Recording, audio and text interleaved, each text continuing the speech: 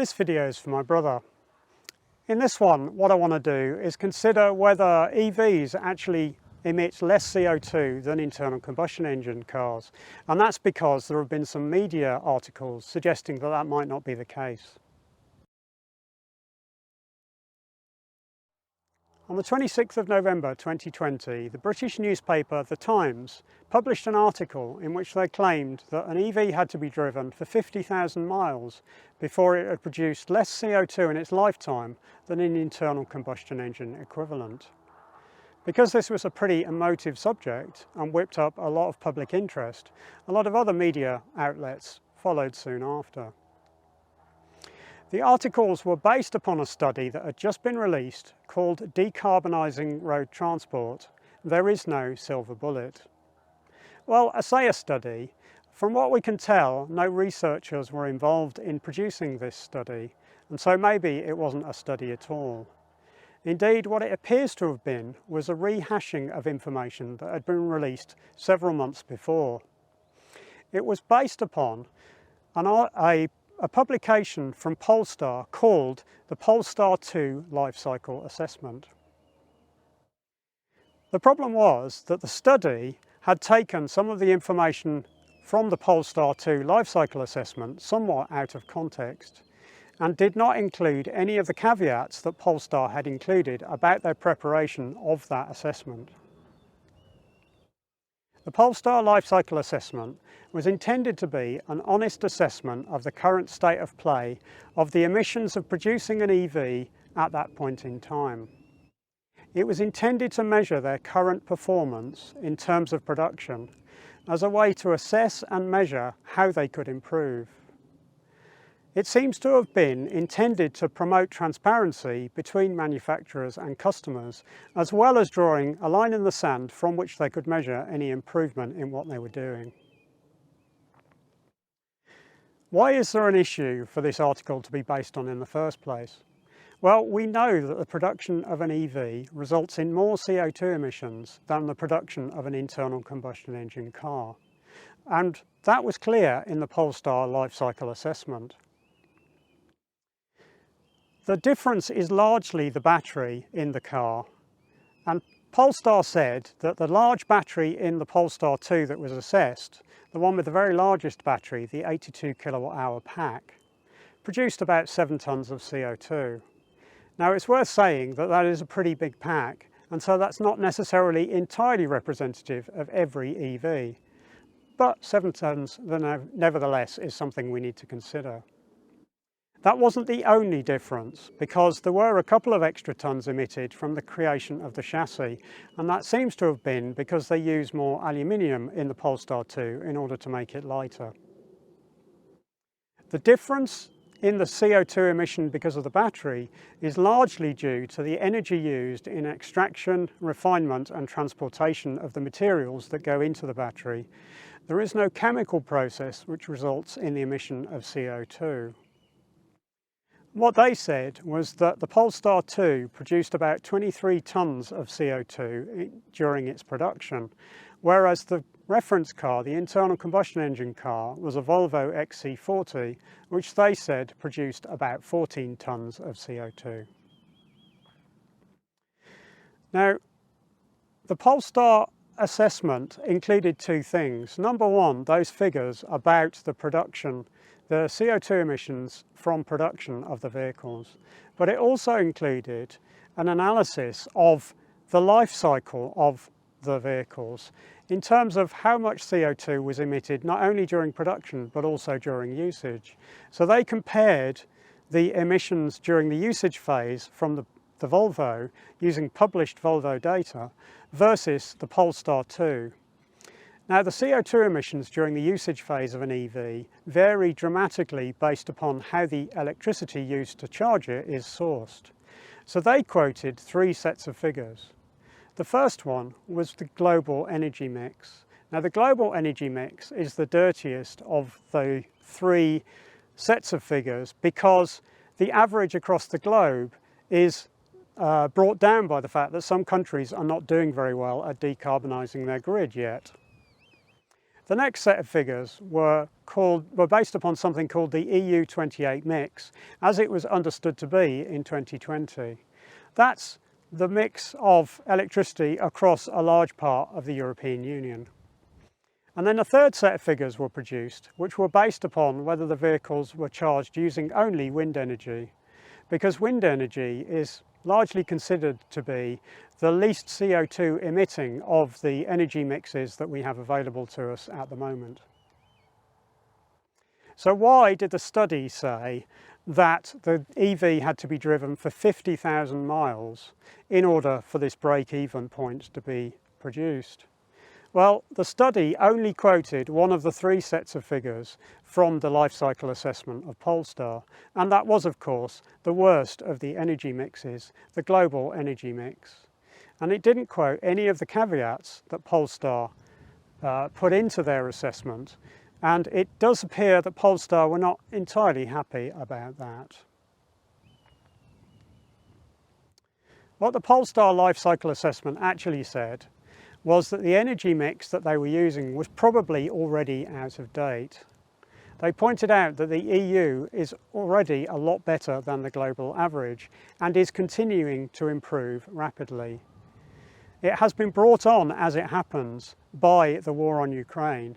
The fact that we no longer import gas and oil from Russia has spiked fossil fuel prices, and as a result of that, we're using less gas and rushing towards renewables faster than ever, although that was already happening beforehand, because even several years before that, the price of renewable energy had dropped below the price of fossil fuels for the first time. So what this life cycle assessment did was it showed the worst case on the assumption that any improvements to the energy mix would stop at that point in time. That is something that we know won't happen because we're signed up to the Paris Climate Accord, and we know we have to improve and decarbonise. As it happens, people have pointed out that there were actually some issues with the Polestar life cycle assessment itself. The internal combustion engine data was from Volvo and not from Polestar, so it was not something that they felt that they could modify.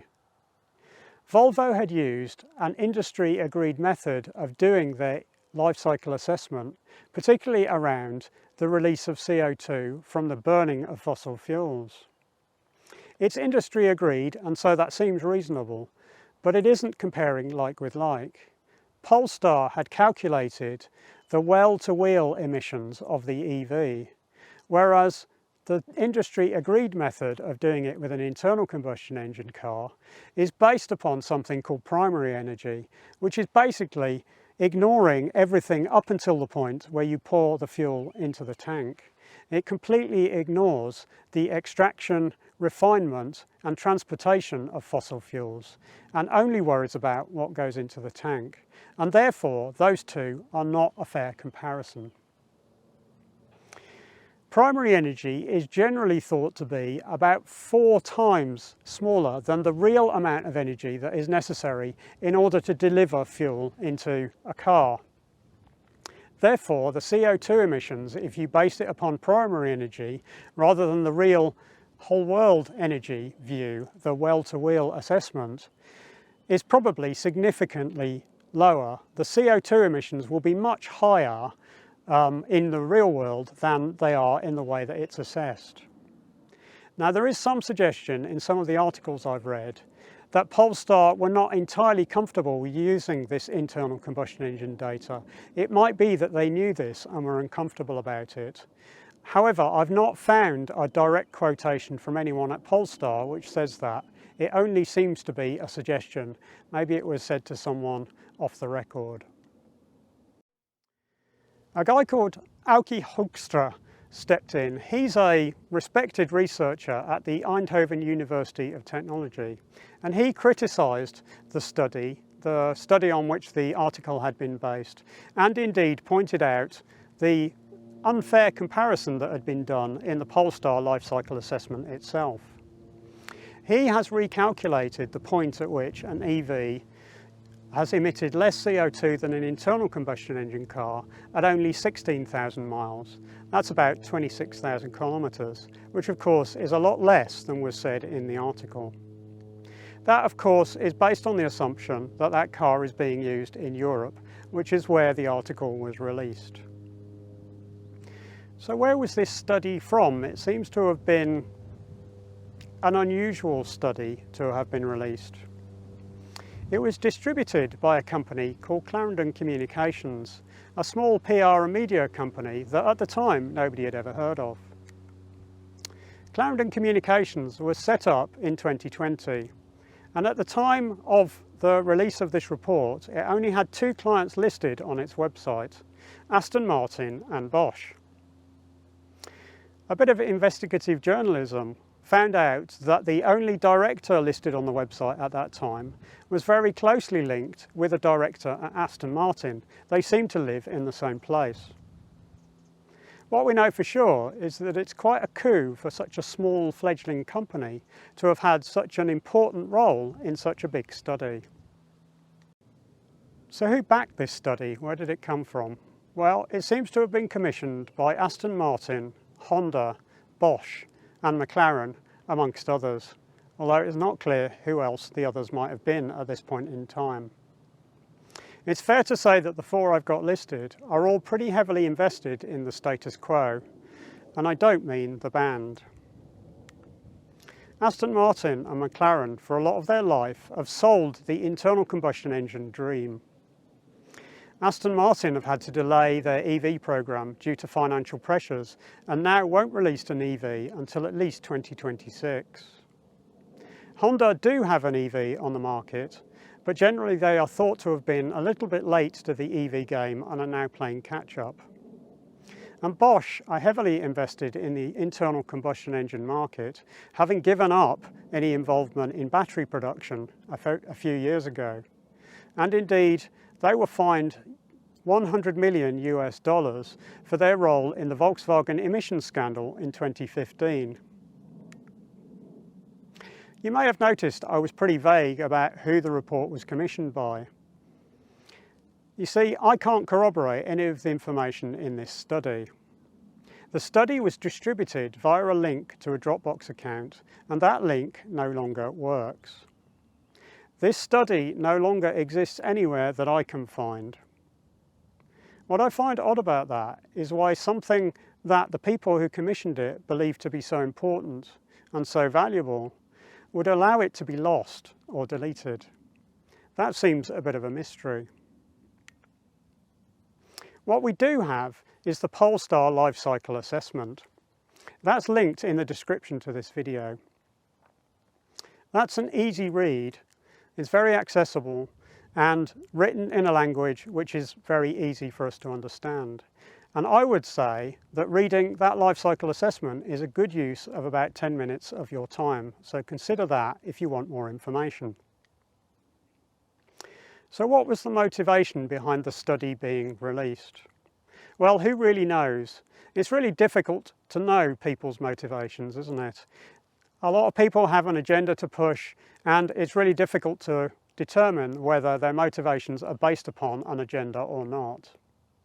The timing of the release of this study, however, was pretty interesting. It was released shortly after the UK government had announced the ban of internal combustion engine car sales from 2030 and the sale of hybrids from 2035. So that timing is particularly interesting. You have to wonder if this study was intended to be a delaying tactic, if what the study was intended to do was to call into question the announcement that the government had made with the motivation of trying to delay the switch from internal combustion engines to EVs and to a clean energy revolution, because the stakeholders involved in the study had something to gain. So far I've only talked about the Polestar life cycle assessment and not any other studies that might exist. Are there not any others? Well, indeed there are. There are several other studies. The problem with looking at other studies is really several-fold. First of all, some of them are quite out of date. The electricity mix is changing all the time and very rapidly, and indeed it has been sped up by the war on Ukraine and us no longer taking Russian gas and oil in Europe. The findings of the studies that do exist seem to vary quite a lot, and that seems to be around the guesses of what the electricity mix is that is used to power the EV, to recharge the cars. Now, the other problem with these other studies is that they are somewhat less accessible to us in several regards. Firstly, they are very scientific and very long, and therefore they would be very difficult for us to read and interpret. But secondly, several of them are also paywalled, so we can't necessarily see the full details. What do we know then from the information that is available to us? Well, we know that the emissions from a vehicle are split between the production and the usage of that vehicle.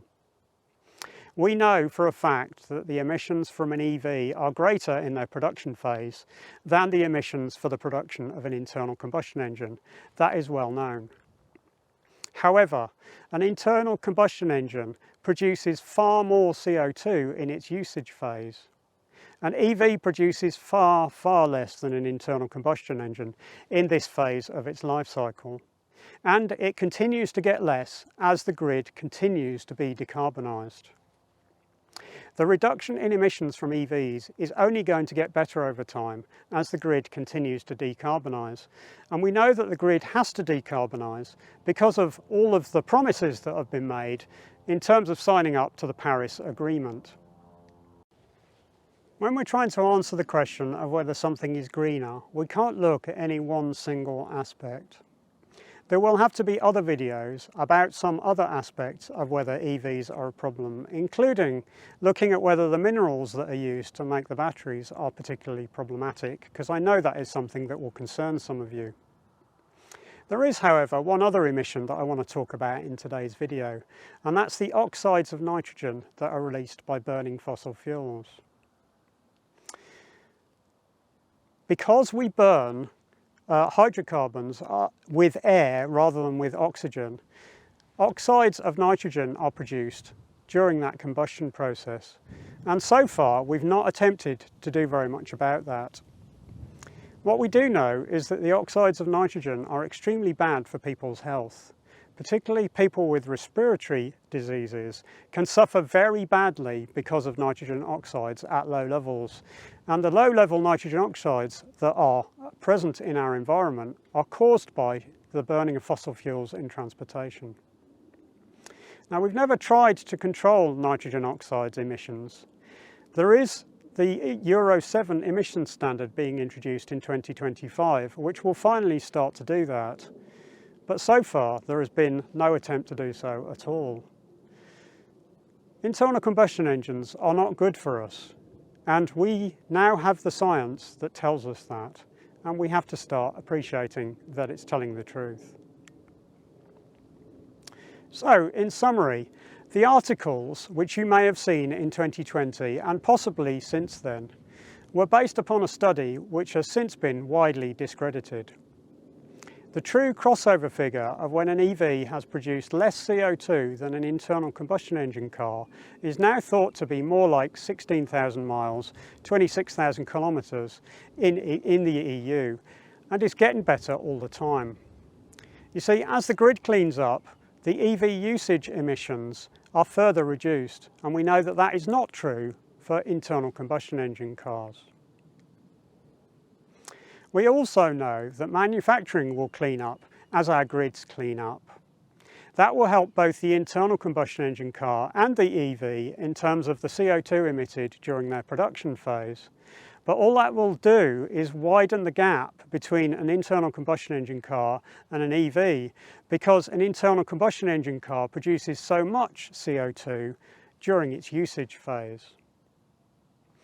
EVs are not perfect, but in many ways they are better than internal combustion engine cars, and CO2 emissions are one of those places in which they're better. The other thing I want to say in this summary is that we have to be a bit careful about what data we trust. Some people have things to benefit in telling us things which are not entirely upfront and accurate, and we have to be mindful of that when considering the information that we take on board. More on that in another video. Well, that's it today. Thanks very much for watching once again. Your comments and feedback are most welcome. I'd love to hear your thoughts and your questions in the comments section below. If you've liked the video, then please consider clicking the thumbs up button. That helps YouTube appreciate that it might be worthwhile other people seeing and promote it to other people that might enjoy it. And of course, you can subscribe if you want to see more. Thanks.